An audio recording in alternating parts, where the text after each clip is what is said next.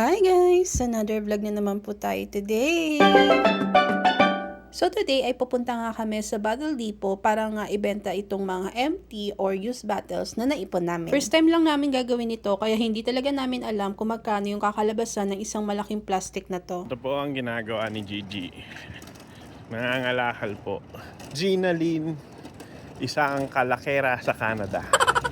Yung mga empty bottles pala na yan po yung mga ininom namin for 2 months. Grabe, ang dami no? Parang hindi kami nagwa-water. So yan, nakarating na kami dito sa Battle Depot and sobrang excited namin. Syempre, baka $15 to $20 din to. Malaki na rin yun. Tapos ayan, dahil nga first time namin, medyo nalito kami kung saan dito yung entrance. Una nga kaming pumasok dito, tinignan namin kung dito ba talaga yung entrance. And ayun, sinabi sa amin na hindi raw dito. Tapos, tinuro sa amin na dun daw sa likod. Hanggang 5:30 nga lang pala yung Battle Depot dito. Kaya sakto lang kasi nakarating kami dito ng mga 5 PM. Pumila nga kami rito at naghintay kami ng mga 10 to 15 minutes dahil medyo marami-rami din yung mga nagbebenta ng mga used and empty bottles. Malaking bagay na rin na iniipon namin to tapos ibebenta kasi parang bumabalik din yung mga deposit na binayaran namin dito. Lahat kasi ng beverage yung naka-plastic bottles and cans dito, automatic na merong deposit yan. Manual counting nga pala yung Battle Depot dito, hindi katulad sa iba na naka-machine. So yan, binuhos lang namin lahat dyan at si kuya na yung magbibilang kung magkano lahat yung mga naipon namin. At syempre, ito na yung exciting part.